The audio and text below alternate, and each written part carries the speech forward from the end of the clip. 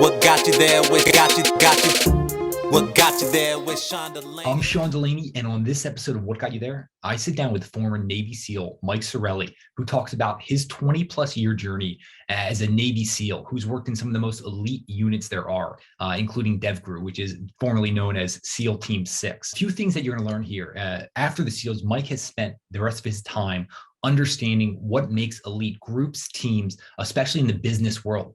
So if you're one of those leaders who wants to understand more about yourselves, how to be a leader, but then how to lead and inspire your organizations, this is going to be the episode for you. Mike, welcome to What Got You There. How are you doing today? I'm doing well. Thank you, Sean. I'm fired up for this one. This is one of those really interesting, fun conversations that's going to encapsulate a lot. But I would love to know if you could pass on one of your mindsets to someone just starting out their career. What would you love to pass on to everyone? It's a mindset I call the ADA way. And we refer to it as one step at a time. It really is the realization that with each step, whether that step is successful or it's a failure, each step takes you somewhere. And whether, again, it's a success or failure, you learn from each step. We all want success overnight. It doesn't exist.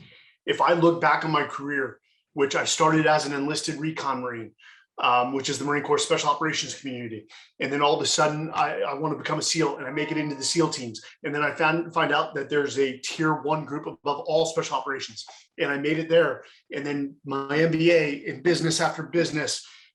It's been a long path, and arguably I've hit some success in my life.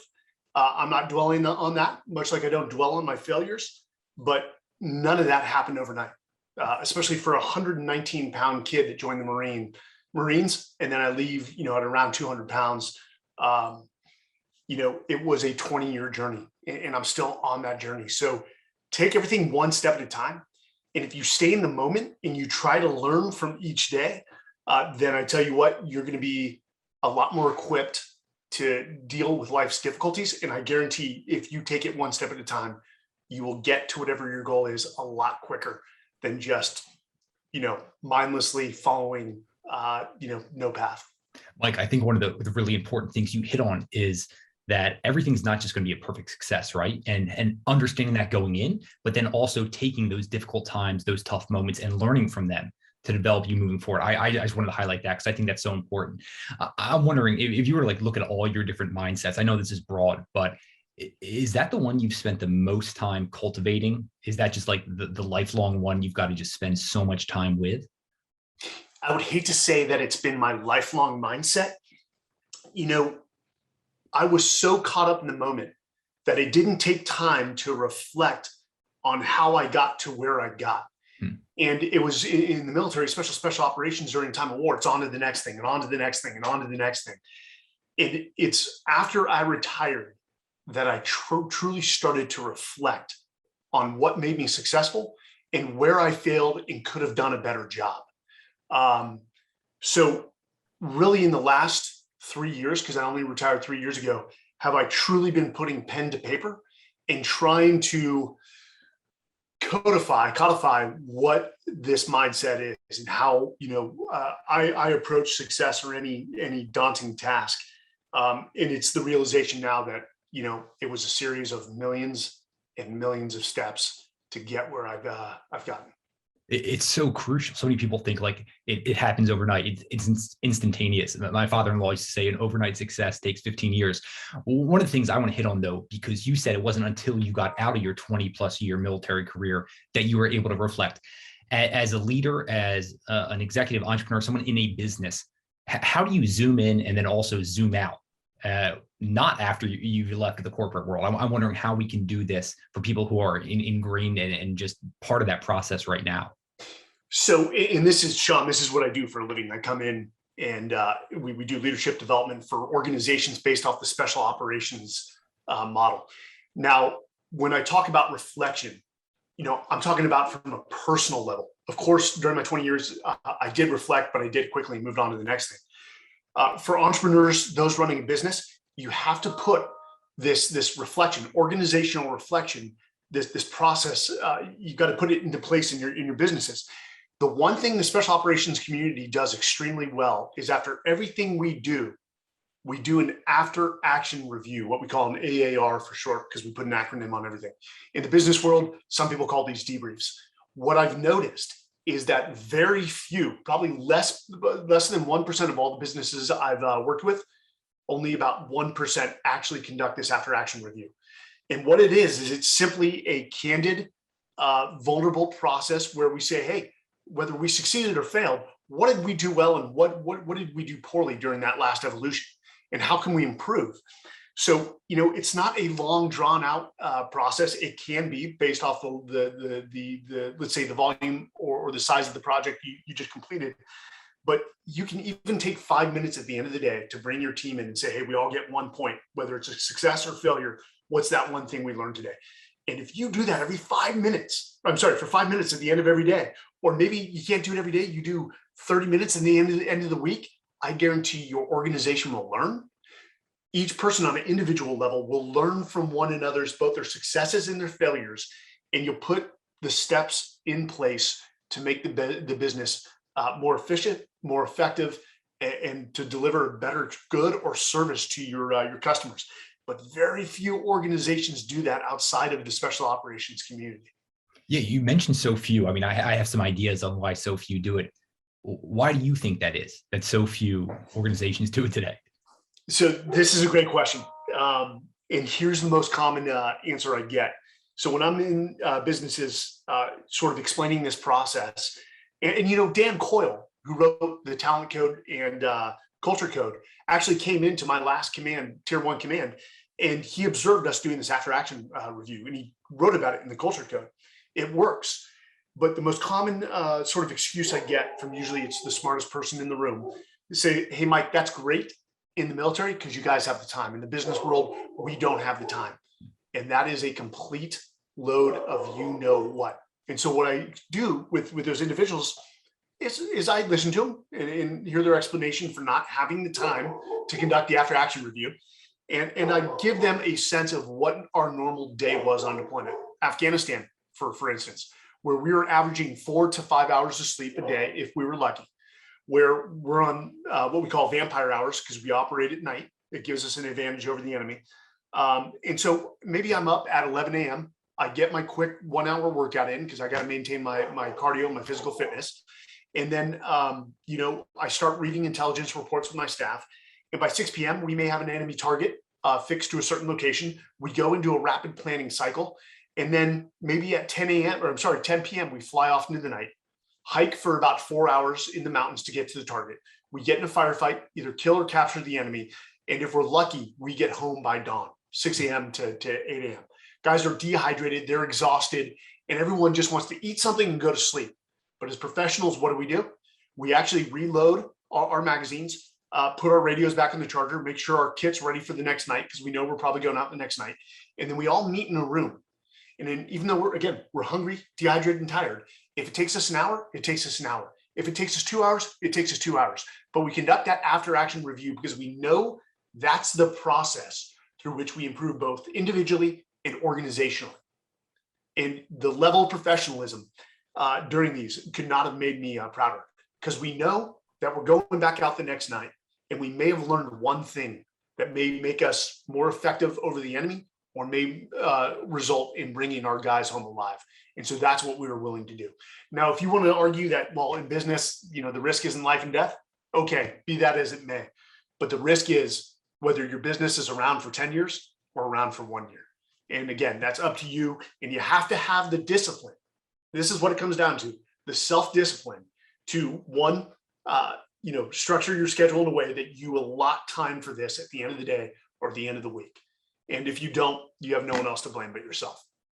Yeah, I think you see that amongst the high performers, the elite leaders out there.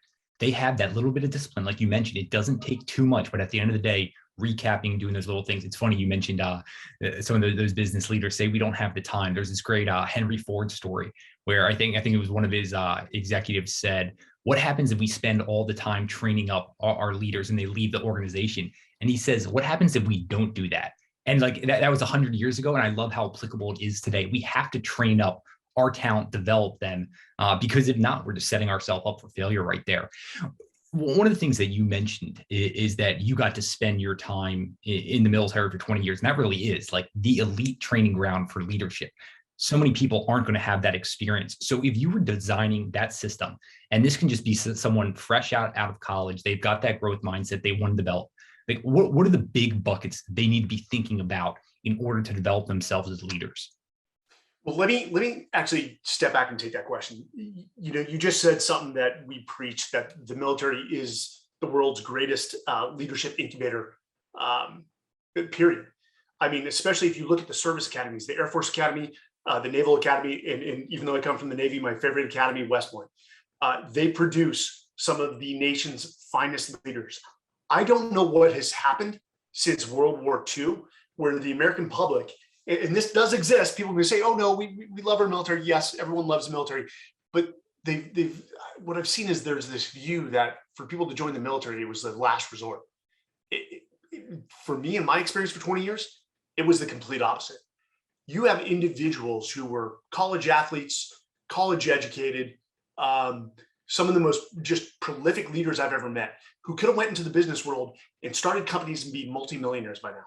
But they had this selfless gene where they had a sense of purpose and pride in their country. And so they joined, and to make it into the special operations community, it is very elite.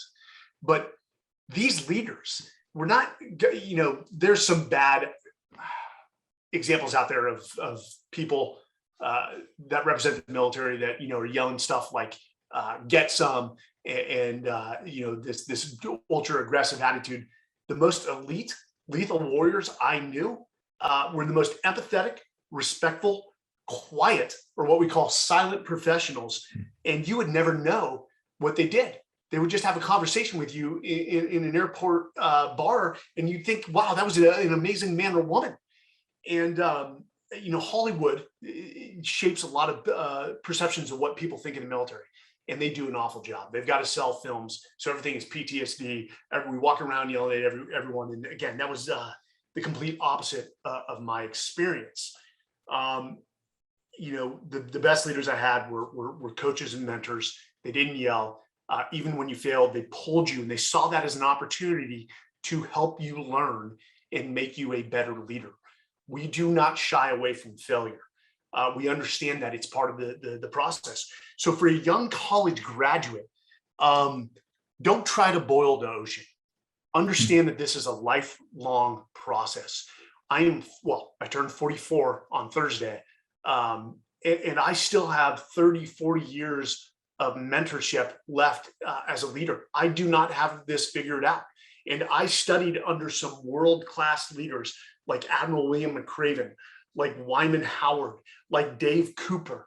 I mean, some of the most amazing leaders I've ever served with. And so, read as much as you can, read at least one book on business leadership or combat leadership a week. Seek out mentors who you highly respect.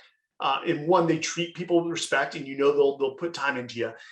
Talk to everyone, open your aperture, and again, conduct that personal after action review at the end of every night. And I even do this for 1 minute.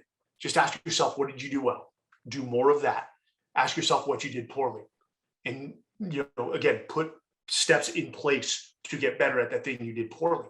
And if you have this self-reflection, which is the greatest common theme I've seen of all leaders, they were highly reflective, you are on a path that very few figure out at an early age. And then work hard. Nothing replaces hard work. Don't be entitled. You're not entitled to everything. It seems nowadays that everyone thinks they're going to make $60,000 out of college and that they're entitled to equity. That's not the case. And if you were handed equity, I'd think twice about that company. Earn it. And there is no replacement for hard work. And lastly, treat people with respect. There's a lot of people out there that are rich in the bank, and that's great. I highly admire them for what they've accomplished, but they are absolutely poor in character. And so I make sure my tribe, my circle, because iron sharpens iron, so as one man sharpens another. I make sure the people I surround myself are high achievers, that they're respectful to other people, that they're selfless and that they'll take care of one another, to include me. And so you've got to be careful about who you surround yourself with as well. Mike, one of the things you bring up around great leaders, and I know you've served with a lot, and certain ones we've even had on the show. I know Chris Fussell was someone you worked with, and then someone else that we do a once a month deep dive on someone called the Distillery, and actually last month was Johnny Kim, one of these humble leaders.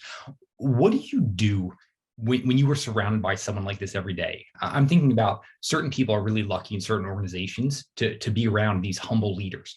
And how do we learn and grow the most from them? I'm just wondering if there's anything that you did throughout your time in the military when you knew you were surrounded by someone like that, just to take more of their lessons with you.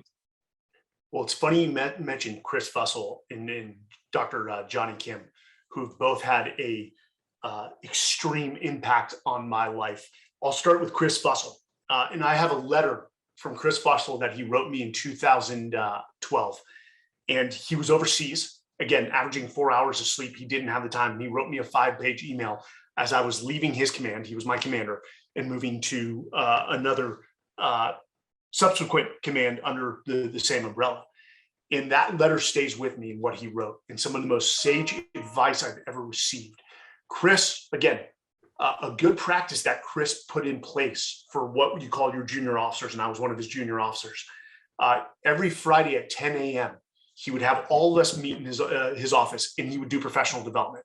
He would coach and mentor us in things he'd learned, things he'd done well, technical skills, as well as things he did poorly.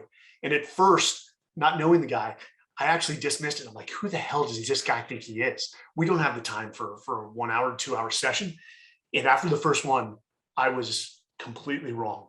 And I formed a close relationship with Chris. And that is somebody that all leaders should seek out, especially in the business world, to gain advice from. And of course, that's why he's General McChrystal's right-hand man. Dr. Johnny Kim, this is a good story, I think, that resonates. Is Johnny and I say Dr. Johnny Kim, I call him Johnny. We went to Buds together. And Johnny was this scrawny little kid, this Korean American from LA, almost, to the stereotype. And I saw him, I'm a Recon Marine, and I'm like, God, that kid probably won't make it. That's how much time I gave Johnny. And at the end of Hell Week, when out of the 250, I think there was 30 of us left, I looked down the line and there's Johnny Kim. And I was completely wrong. I judged a book by its cover. And as I watched Johnny, because we both went to SEAL Team 3 together, we were in the same task unit together, I actually watched him conduct the action where he was awarded the Silver Star. And I could not be more proud. And I've actually told Johnny, I'm sorry. I completely made a snap judgment on you, and got SEAL, Silver Star, Harvard educated doctor, NASA astronaut, all by the age of 34. Perfect human. And actually, I just lined him up. We have our centennial class, our Buds reunion. We were class 247, 347 graduates in February, and just lined him up to speak to that class. He was the perfect guy with the perfect message. But again, it goes back to your tribe. Your tribe matters, and your tribe is very influential in your maturation, your development as a person and as a leader. And everyone wants a tribe. The SEALs are an ultimate tribe. The Boy Scouts are a tribe. Even something like the Hells Angel, or worse, ISIS, are a tribe. We'd argue that they're a tribe. I mean, they're a culture nonetheless, but they're a tribe that reinforces, evil values. So you've got to be careful, again, who you surround yourself with. And again, I resort back to Chris and Johnny for advice, and humbled to even be associated with them. One of the things you mentioned with those great leaders, even just like looking at a book by its cover with Dr. Kim, how much of their ability was nature versus nurture, right? Like how much were they just born with, and then how much can get developed and cultivated over time? The nature versus nurture argument, I don't put much credence on nature. I don't. My family is not physically overbearing. We were never the best at sports, but somehow, I stepped into the SEAL teams and was physically beating guys on runs, even though I'm a larger guy, beating guys on swims, and holding my own. It's because I worked at it, and I had great parents that nurtured me, that always pushed me, not too hard. But if you split twins at birth, put one in a home where they were constantly engaging in leadership development, which is what parenting is trying to create a empathetic, respectful, competent, self-reliant human being. And then you put the other twin in a household described by abuse, both mental and physical, and they will develop into two wildly different people. Now, the SEALs, the assessment and selection process is you have to have that mental toughness to even make it through the training. That's ultimately what we're looking for. We don't put these young men and women through training because we're sadistic. We're trying to reinforce that your mind will break long before your body does. Your body is resilient. And even though during Hell Week, you're going to run close to 100, miles, even with the 200-pound boats on your head, you're constantly moving without sleep. Your body is resilient. It will keep going, with the exception if you break a bone or something along those lines. But your mind will break if it's not strong.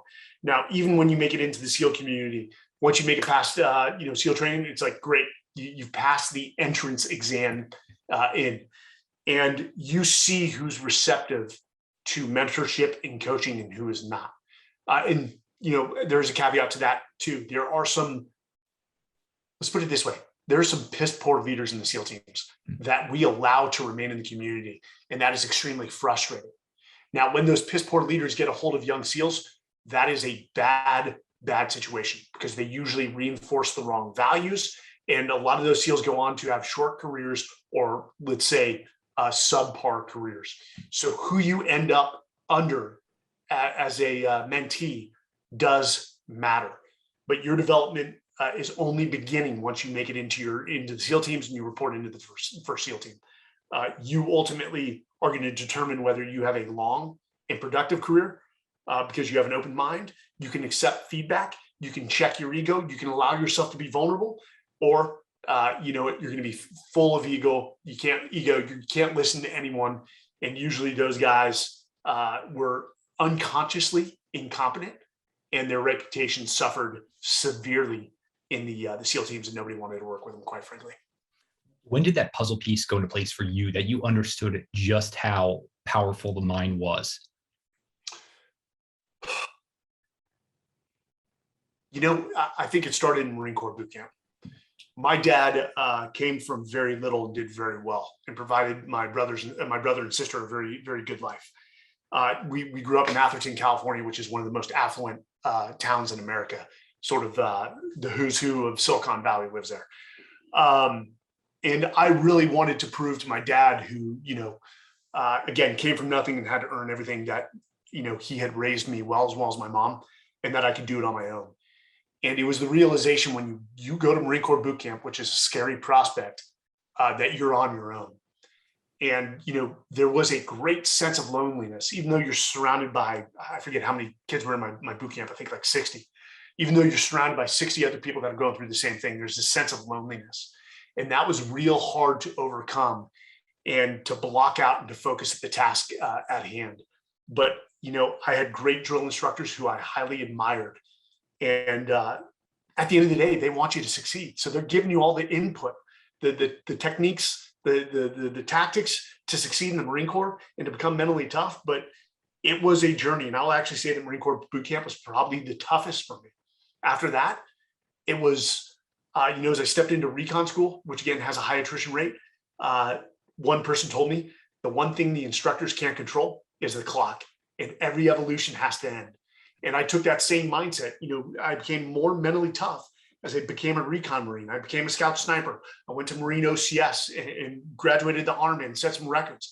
My mental toughness started to build. And so it is something you can build self-discipline. Again, by taking small steps every day, and those small steps add up, you can build your mental toughness. Again, you got to identify a starting point that's reasonable and then build upon that.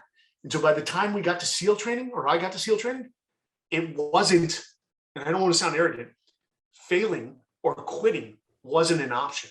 The war was going on, and all I cared about is let's get this done the first time around as quickly as possible, because there's people downrange fighting, and that's where I need to be.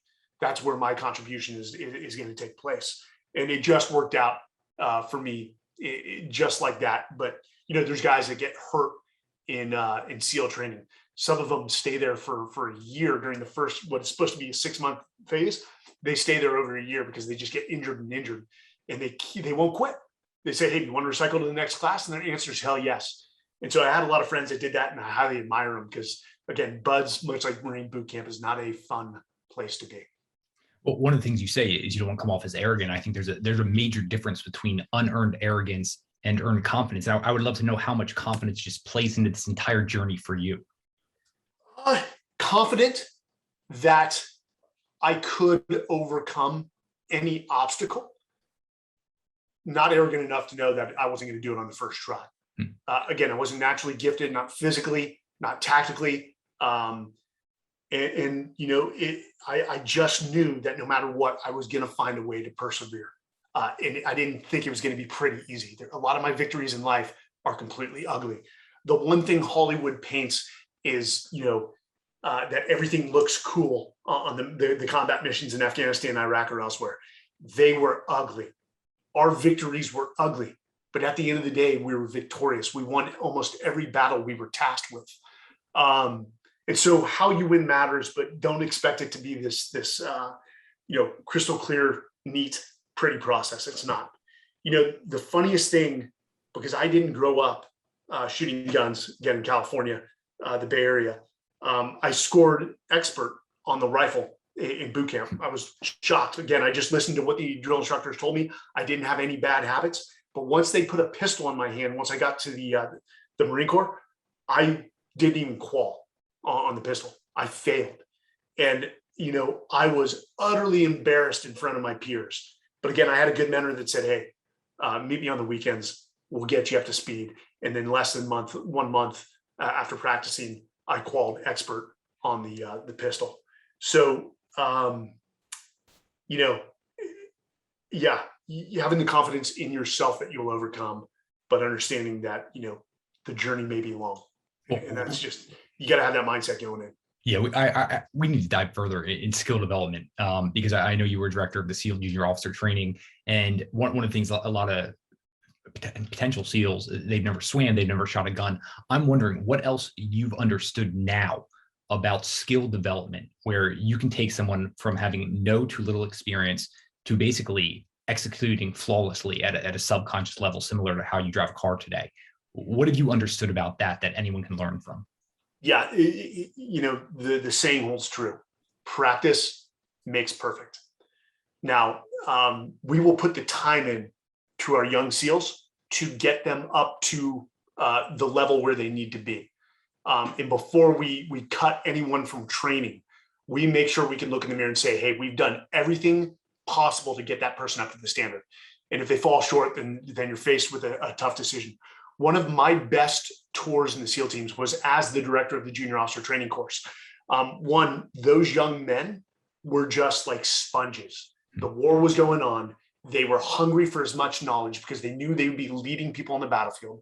And it was my job to develop them into what we call GFCs, ground force commanders. And it was the most rewarding tour I've ever had. And that's where I developed sort of this concept that I call the legacy of leadership. A good SEAL buddy, Rich DeVinny, who also was a tier 1 operator, calls it the irony of leadership. That your job as a leader is to actually work yourself out of a job, is to train the next generation so that they're so good, they're better than you, that they take the organization to the next level. And so, I sort of built this reputation that even when, the regular SEAL teams would come train with us at the tier 1 level, they would pull me aside after training to take the young officers aside and run them through professional development, much like I did in the junior officer training course. I don't know why leaders in the business world don't recognize this, or maybe they just haven't tasted it. When you put a lot of time into the people below you, you just invest and pour into them. There is this greatest ROI, the greatest ROI you'll ever get. And that's the emotional ROI. It's the most selfless thing you can do. And you want to genuinely genuinely hope that the people can become better than you. That's the whole point. And that's why your legacy is built upon that.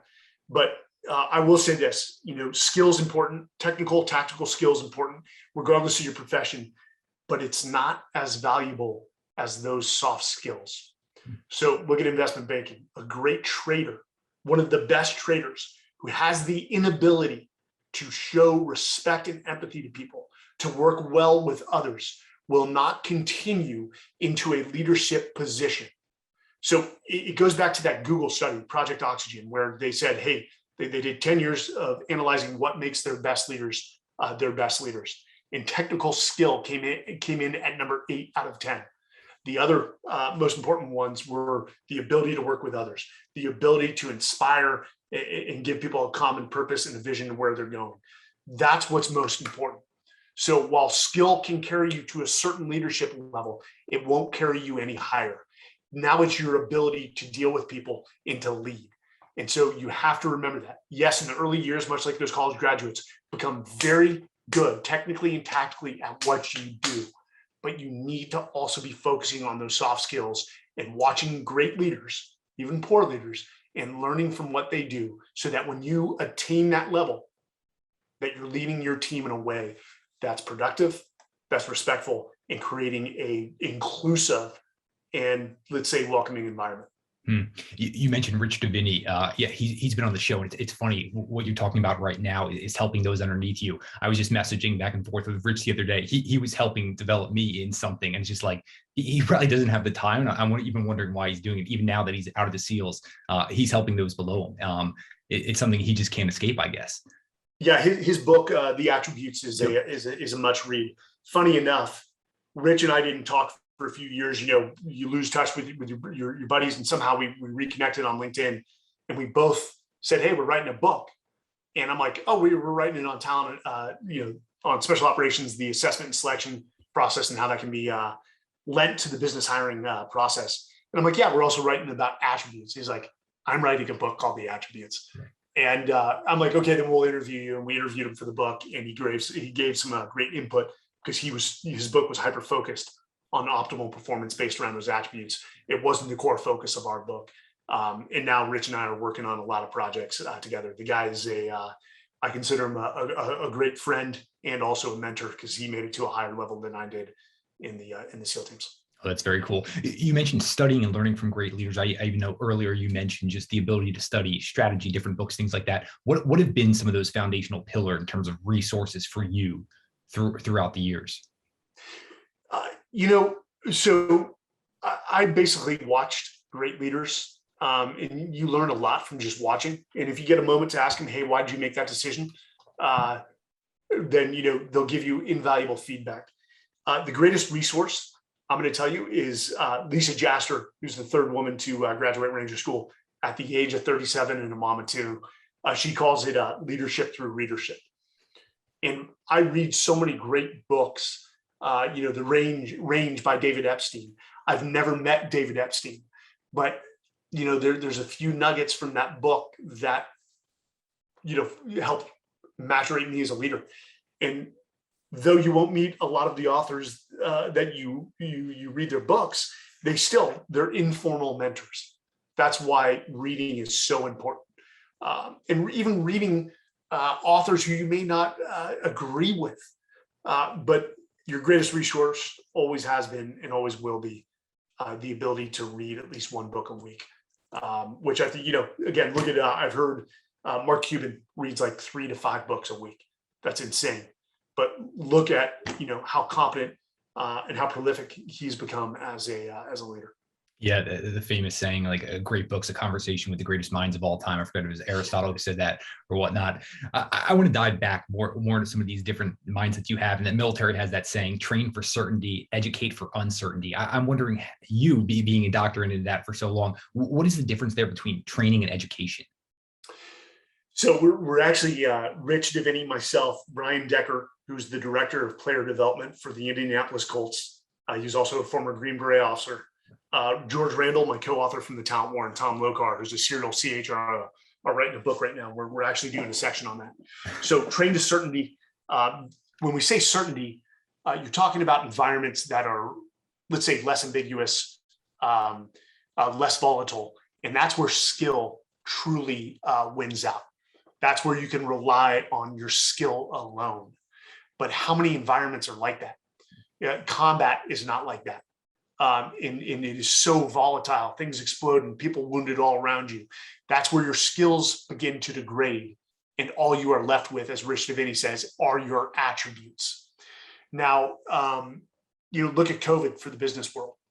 It threw everyone into this ambiguous, volatile environment where information was changing. It seemed almost like on the hour during the early days of March 2020, as well as April. They're still changing today. Get your people vaccinated, don't get your people vaccinated. And that's where, again, you rely on your attributes and the attributes of your team. So I'll give you a good example. The organizations that were investing in their people, I'm talking about their personal development, their leadership development, prior to COVID, were well suited to deal with the obstacles that COVID threw their way. Now, a lot of companies weren't doing that. Between 2015 and 2019, we had one of the largest economic booms in the history of our company. And when people are good times, consumer spending is up, they say, hey, we can sit back. We don't have to spend money on our people. The money's coming in regardless. Well, if you took that attitude, you probably saw your team falter in that ambiguous environment. So training and education is important. That's how we tighten up that skill. But beyond education, that's where that development, that personal development, comes into place. And is that a form of training and education? Yes. But it requires somebody adept, a skilled leader, to mold and shape other people. One of the problems with leadership development with organizations, and it's hard to tell businesses this, is I ask, who's in charge of your leadership development? And it's like a trivial task that they gave to somebody who's not equipped, who's not respected within the organization, who's not sat in the executive seat and felt that stress, that constant daily stress.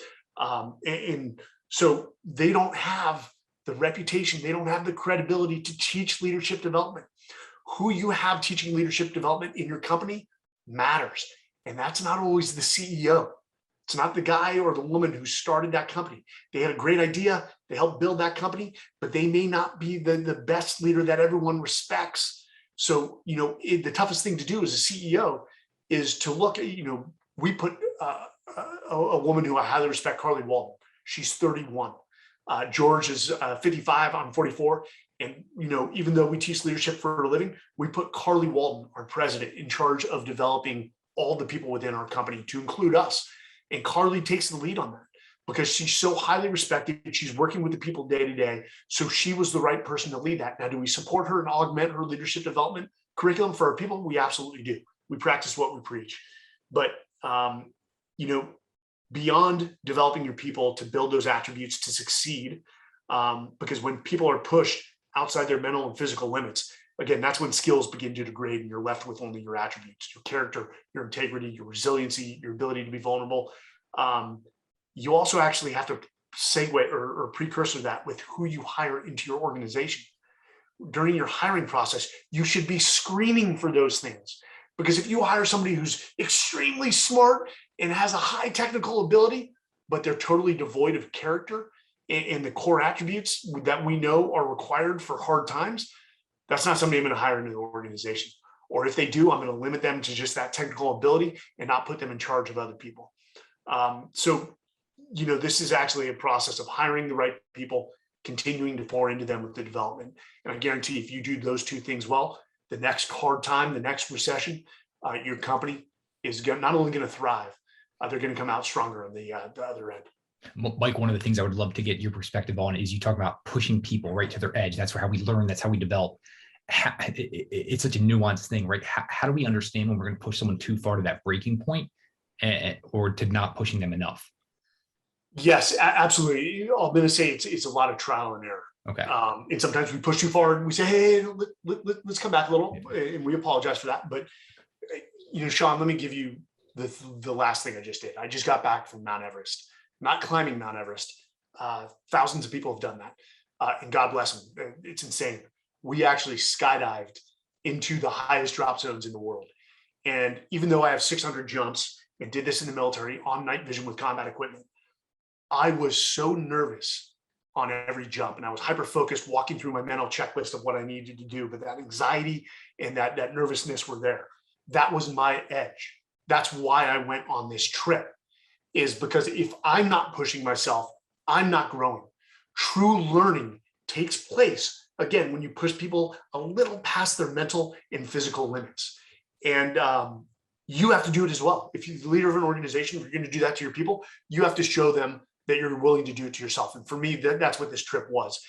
Talent War Group, the management consulting and executive search firm that I founded, we actually have something called ITWX, Into the Wild Extreme, where we take business teams, usually executive level teams, and take them to Yosemite. And again, we have to do a lot of pre-work to understand the person, to gauge where their thresholds are. And that changes once you actually have them out in the wilderness. But we do that to the entire team, because very few business leaders have, let's say, mountaineering or outdoor skills. Some do, but we basically put them in charge of the trip. We make sure it's we mitigate risk and it's a safe environment, but it is the best leadership development tool. You get them out of the office space. It is like a constant lesson in transformative and change leadership. Because as you get higher up the mountain, things change, the environment changes. And so as you're rotating them through leadership positions, they're learning about one another. They're learning about their strengths and weaknesses. Somebody may be great in the office. They're not as comfortable in this environment. And so you've got to help that person. And you see different teams, especially from a sense of shared adversity. Ask yourself, why are the Green Berets? Why are the Navy SEALs? Why are the Marine Raiders so tight for life? Even people in the military as a whole, especially people who've seen combat, is because they have this thing called shared adversity. And I was actually talking to Eric Prince, the founder of Blackwater, and he said, and I respect him highly, great business leader. He said it's the number one thing that the business world is missing, is that people don't have this common bond.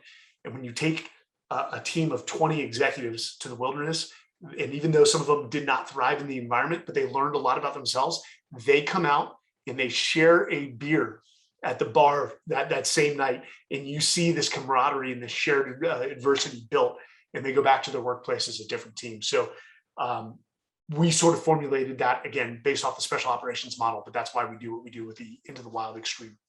Do you see inflection type moments with that? Right? Like I know Gladwell and Andre Henderson talk about the 10,000 hours. I think, can we develop that overall mindset in a shorter, condensed time frame like you guys do out in Yosemite? Oh, absolutely. Even 5 days can be life-changing.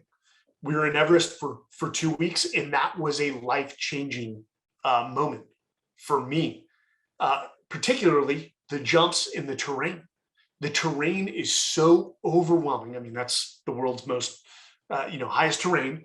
And it made me feel so insignificant and small. Now, I say that not in a self-deprecating way. I say that in a positive way, that it humbled me. The terrain humbled me. And it made me think, you know what? I'm a drop in the bucket of this history called Earth. And the terrain is so beautiful. It made me smile and think, I need to live better. I need to do more. I need to treat people with more respect. And especially, I need to take a moment. I need to breathe and take in all of, God's green earth, because it is magnificent. And, I'm bringing those back. I'm reflecting. I'm writing an article of what I learned from my expedition to Mount Everest. It's also a learning mindset. You have to have a continual learning mindset, an open mindset to different way of doing things, different perspectives. And I see that, especially for people when they get over 40, it's like, this is the way I do stuff. It's like constant rigidity. There's no adaptation. It's maybe successful in the past, but what got you here won't get you there. And you have to be open to change. Who was it? It was Heraclitus that said, the only thing constant in life is change. And it is the truth. The second you stop resisting change, which means you no longer have a learning mindset, I guarantee you, change is going to just steamroll you. It's going to roll right over. And for a lot of companies, this is the biggest complacency or that lack of change is what kills companies. Hey, we're on top. We're the top of our industry. Our business model is sound. We just need to keep on doing what we're doing. And eventually those companies fall. And history is littered with companies that were on top that are no longer with us. You have to keep looking at the way you do things and say, is there a better way? Or what does our consumer want? Because your consumer is king, not your perceptions, not your ideas. Consumer is king. And so that learning mindset, that's what's required for people to stay on top. And we all know that being on top is the most dangerous position in life because everyone's coming for you. Yeah, Shoshin, that beginner's mind is just vital. One of the things that you mentioned, I just love the perspective when you were coming in, just seeing how small and insignificant we each are. That's one of the things you hear out of all astronauts who, when they go out to space, they look at this little blue dot and they realize how small we actually are. One of the things I've got to hear more about is just some of the military free falls you do. So I was talking to a good buddy who recently transitioned out of the SEALs, and I assumed it was jumping out of an airplane at 15,000 feet. And he said, no, the free fall out of the helicopter was the most intense thrill I've ever had in my life. You mentioned you were scared, or I don't know if you just a little bit of uncertainty going into it. What's going on in your mind? And then what's the internal dialogue like as you're about to jump? So the reason I was nervous, and arguably, again, these are the highest drop zones in the world. First drop zone was at 12,500 feet, 12,500 feet. The highest we could get in the United States, Leadville, was 10,000. Now, I've got to do a shout out to the Complete Parachute Solutions team led by Fred Williams, the president, who's also a former SEAL from my last command. And I could not have been surrounded by, better professionals. They bring that military mindset and way of doing things to mitigate risk, and they mitigated risk to the lowest level. Still, weather can change on a dime, and that happened to us. And we had a very scary incident. And then also the canopy controllability is much different at that altitude. It travels faster. And so we did training in Colorado to mitigate that risk to the lowest level. It still exists. But actually jumping out of helicopters, I love that part. That part's awesome. So usually the typical human reaction is when you fall, because when you come off an airplane that's doing about 120 to 140 knots, you hit your relative speed pretty quick and you're flying your body. Well, when you jump out of a helicopter, it's like jumping off a roof. Yeah. It takes a while to build that speed up. So naturally, people do the swim. They start grabbing for air. I don't think anyone on the team had a problem. You stepped off the helicopter and you just held it. And if you held it long enough, then your body picks up the relative speed and you're flying your body. I think everyone was more concerned with making it to the holding area and setting yourself up for a safe and successful landing. And that's where the concern was, because if you miss the drop zone, and these were what we call confined drop zones, there's not many options outside of there. You may be landing on the side of a mountain, and that's a very complicated prospect, one for injury or even recovering you. And so that's where the nervousness and fear were. But again, a testament to the Complete Parachute Solution teams who trains the majority of our American special operations in military freefall. They did an outstanding job. Now, military free fall, there's only 2 units that are truly trained to do that mission. Almost all special operations goes through military free fall, but only 2 units are truly trained to conduct that mission in combat. And some that comment may piss off a lot of people, but in my opinion, that's the truth, and the people from those units would back me up on that. It's a complex mission set, and there's a lot more risk. If somebody said, hey, we're going to have to do a night military freefall jump into this combat mission, our first response would be, is there any other way to get in there other than doing the military freefall? And if there's not, that's why we're trained to the standard. It's a very scary prospect when you jump out of an airplane at 18,000 feet at night on night missions with full combat equipment, and there's 30 of you. And you're all trying to do what you call a hop and pop, usually pulling about 4 seconds after you exit the aircraft so you can line up. And it's, again, you're looking through almost like toilet rolls. That's your depth of vision is not large, in the ability for 2 people to collide. And if you wrap up in your canopies with all that equipment, it's pretty much the outcome is not good. So that's why there's risk involved with that mission. And again, it's you have to train at that mission set a lot in order to pull that off. And every time I did those night jumps, my nervousness was at a all-time high.